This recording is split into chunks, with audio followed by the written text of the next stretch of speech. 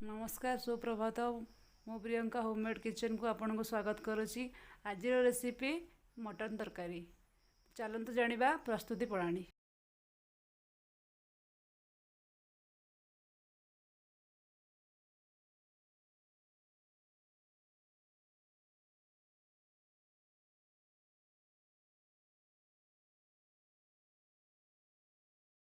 वर्तमान एथरे मटन को आम ऐड करिबा 20 रु 25 मिनिट सिझिबा छाड़ीदेवा।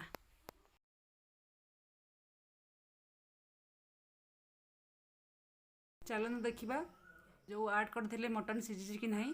जदि सिझी से आवश्यक अनुसार पानी दे तरकारी हवा छाड़ीदेवा।